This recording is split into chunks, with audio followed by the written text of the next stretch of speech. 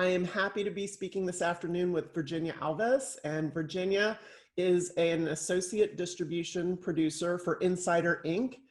She lives in Manhattan. However, she is in her Austin home today, and she graduated from our program in 2015 with a major in public relations, but she was one of the first students who did our digital media concentration before we had the DMI degree.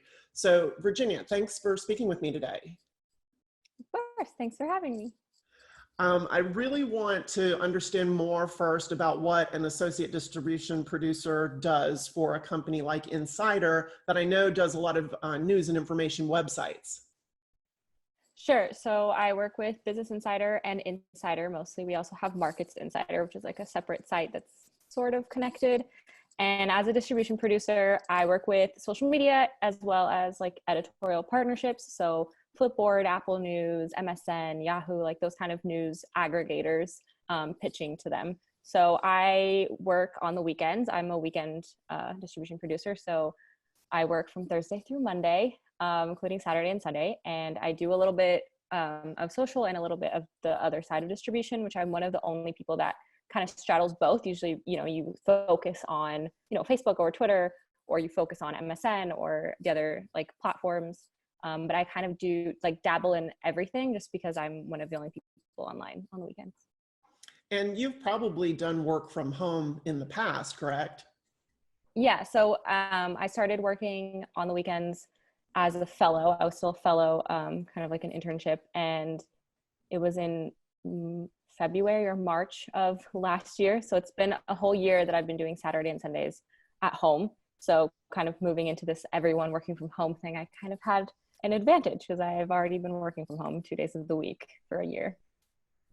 I mentioned that you're in Austin though. So you came home to Austin. First of all, your father is Rosenthal Alves, who is the famous professor at University of Texas who runs the International Symposium on Online Journalism. And we're really sad that that's not happening this year. But you came home for another reason. Yeah, so I actually had a trip planned because my best friend was getting married on March 14th. So I've had this trip planned since November. I was like, I have to go. And the virus started, getting pretty bad in New York. And I was like, I don't know how it's going to be in Texas, but everyone here was still really chill about it. And so my friend was like, no, I'm having my wedding anyway. And it was a very small wedding. It wasn't, a big group of people. I mean, there was maybe like 30 people. It was a very small, intimate wedding. So it wasn't anything super crazy. And they kept it. So I was like, okay, I put on my gloves. I didn't have a mask, but I wore gloves to the airport and was very careful with everything that I was touching. JFK was pretty empty, I would say. Like it wasn't super empty. I thought it was gonna be way more empty than it was. But my flight was maybe at like 40% capacity. Like I had the whole row to myself and there wasn't really that many people that had like 2 people to the row.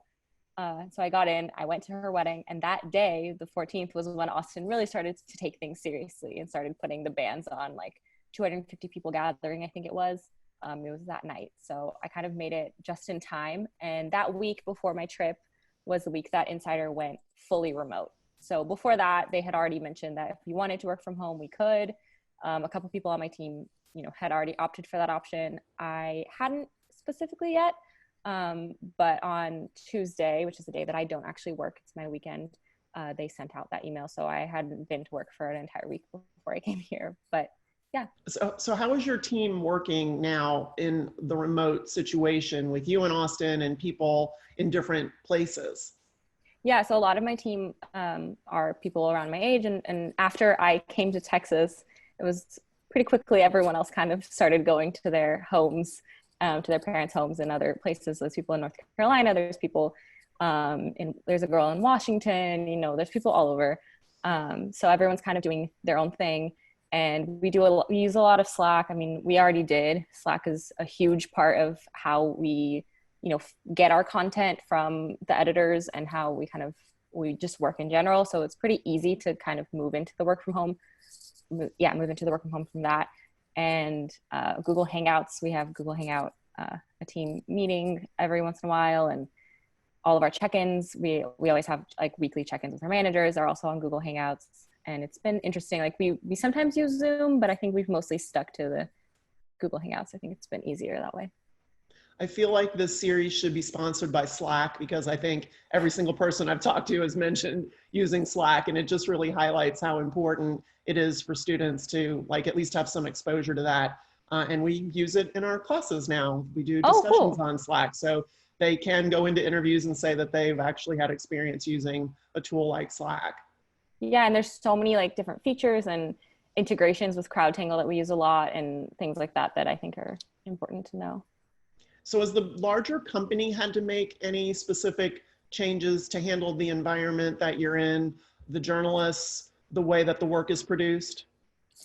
I feel like in general, there's two sides to both Business Insider and Insider, and it's the website and the video side. I think the video side has been hit a little bit harder with that. I think there's some, I work mostly on the website, so I can't speak much to what the video side is doing, but I can see just for myself as a spectator, you know, they've changed kind of the way that they're doing it, and they're moving their videos into like things that they can do from home. Like everyone is recording their own videos from their own couches, and but it's still the same kind of content. So that's been interesting. I think in terms of the journalists, I feel like we all kind of already had a system in place where working from home was pretty easy. There's a lot, not a lot, but like there's quite a few editors and reporters that do work remotely. You know, we have people kind of all over the US who even before coronavirus were working remotely. So in a way, we were kind of already prepared for this.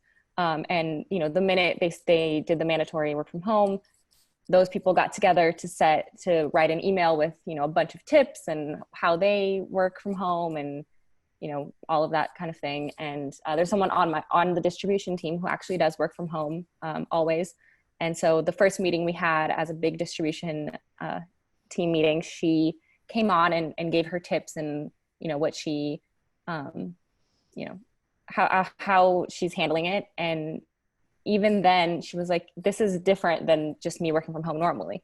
She had put together a list of tips and she was like, I'm going to go over the email that I sent last week, but there's all these things that are different because, you know, my partner is home now, my kid is home now, everything's kind of a little bit different, and, you know, we have to adapt, and, you know, you have to adapt to your own environment and kind of go through the tips and do what you can, you know. I know that you're in a house with a lot of people. So what have you had to do to adapt your work schedule around their work schedules? Yeah, so I mostly work in the living room, which is a little table over there, because I don't have a desk in my own room, and I just feel like it's best to come out here. But when I do want privacy, me and my sister, who's still in school, we kind of are scheduling meetings and our like her Zoom classes to, you know, not go together so that each of us can switch out the rooms. We're like, okay, I have a class at 3, and I'm like, great, I have a meeting at 4. Like we have to, you know, switch out just so that we have that privacy. And then my dad has his own office, so he's working in there. And obviously having a bunch of Zoom calls at the same time is not the best, but we're figuring it out. Our Wi-Fi is sort of handling it, doing its That's best. good. Yeah. So what kind of tips do you have for somebody who would be starting to work from home that had to deal with all these kinds of conflicts and potential, you know, things that other people have to be doing in the same space?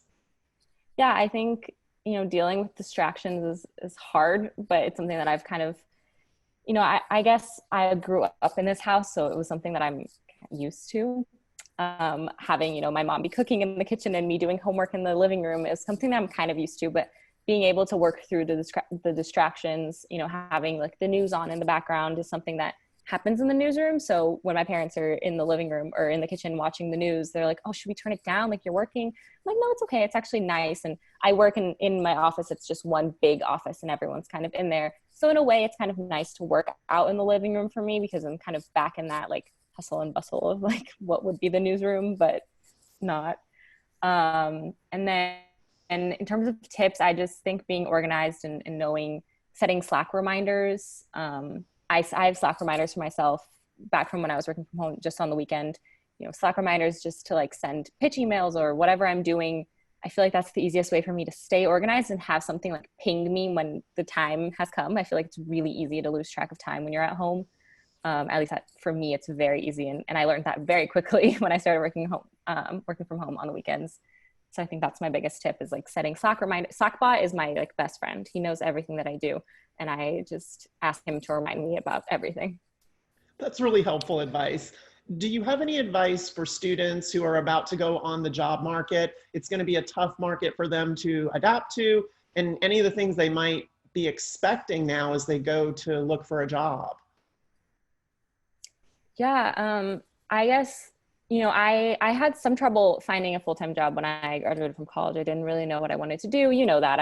I did a couple of different temp jobs, and I feel like, being open to those opportunities like temp jobs or internships is kind of a big thing. I think a lot of news organizations, especially Insider, we have a lot of fellowships that are paid, and they're a great way to like get a full-time job. Most of Insider Inc., like I would say that like most of the employees started as fellows at some point and got hired on. So I feel like that's a big tip from me is, be open to those. I know there's some people that are like, no way, like I don't want an internship. Like I'm a graduate, but it's the best thing that happened to me was finding this internship that it was an internship when I started. They switched it halfway through to become a fellowship, but it's essentially the same thing. So I think that's a big tip for me, and being open to positions in all kinds of different fields, I think is also a big thing. For me, my first job was with sports, and I never did anything with sports before, but I learned so many skills being, in this other environment, and kind of figured out that that's not what I wanted to do.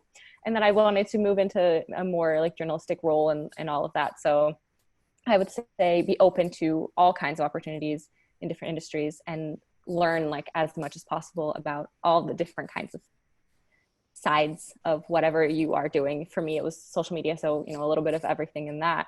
And even in this role, I learned a lot more about distribution in terms of like editorial partnerships and pitching and all of this stuff that I didn't know anything about. So I'd say that would be my tip. After you graduated, you lived in Rio to work on the Olympics. You lived in Europe, I know, for a little bit of time, and you moved to New York without a job. So do Did. you have, I mean, that's pretty brave and pretty exciting. Do you have any advice around moving to a new place and getting started? Oh my gosh. Yeah. So I moved to New York. It was an interesting story. I was in Madrid working for the Olympic Channel. I had a temp job with them for 3 months. And on my last day, someone else that I was working with was also her last day because she had gotten a new job. And we just got to chatting, and she was like, where do you want to live? Like when you finish this, like where are you going to? I was like, oh, I'm going home, but I'm not really sure what I'm going to do. She was like, okay, but like what's your dream place? And I was like, oh, New York, I think. Like that's where all the jobs that I want are. She was like, you should go. And she like told me her story about how she moved to San Francisco from, I think it was Minnesota. And it just inspired me. And like a couple of days after I got back, I went to my parents and I was like, hi, I think I want to move to New York. And they were like, okay. And, my dad was very supportive, and he was like, all right, let's buy you a plane ticket. You want to go tomorrow, like next week? And I was like, whoa, let's do it in like 2 weeks. And so I got back in May and June, I was in New York and just applying to every single job that I could possibly find. And I think I applied to like 300 jobs. I stopped keeping track after a while. I really tried at first so that I could, be organized. But after a while I was like, this is heart wrenching. Like no one's calling me. I don't know what to do. And finally, 3 months into living in New York, I had money saved up, obviously. And, I prepared to move, but I finally got an interview with Insider for this internship and started with that. And, it wasn't a great paying job, but it was a job in New York, and I wanted to be there so badly that I made it work. So yeah, that's my little story. That's so But great. I yeah, mean, I think, you have to be brave yeah, to make that leap, and then to have the confidence that it's all going to work out, and it did. for sure. And I was at a point where my money was starting to run out, and I was starting to look into, retail jobs and barista jobs and other things like that. I was applying at the same time to those as well. So it kind of came at the perfect time.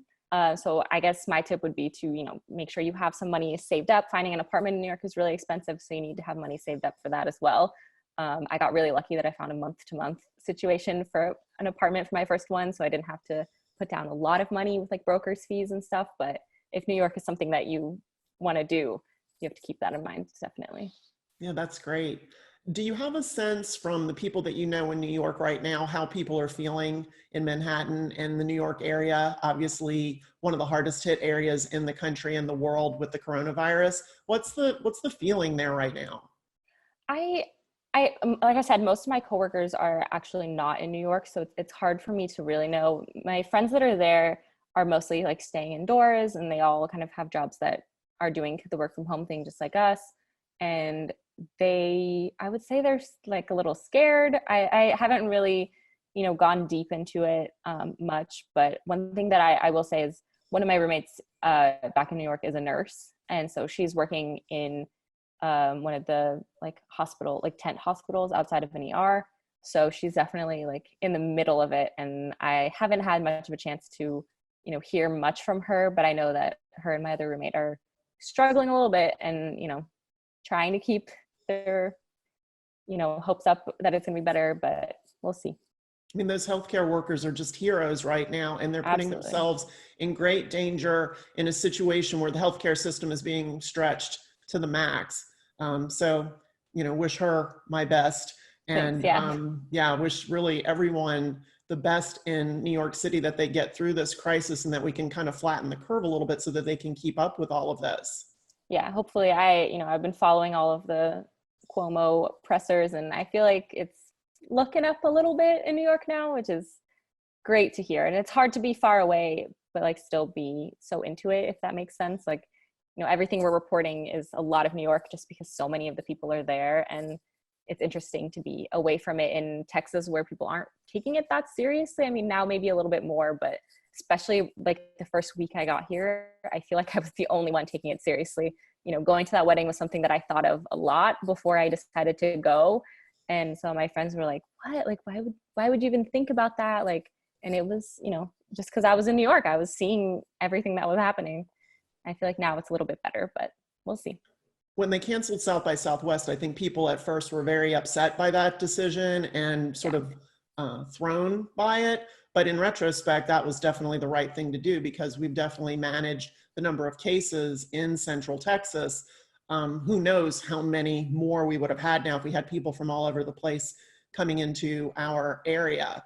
I was in New York. Absolutely. I was in New York twice, two different trips in February, and I was glad to be able to have left early enough where this didn't affect me. But I have so many friends that live in the New York area that now, and I'm just worried about them. So I'm paying attention to the Cuomo pressers and look at the stats and the information all the time, just because I'm worried about all the people that live there, particularly lots and lots of my friends and former students. So I really, wish everyone the best.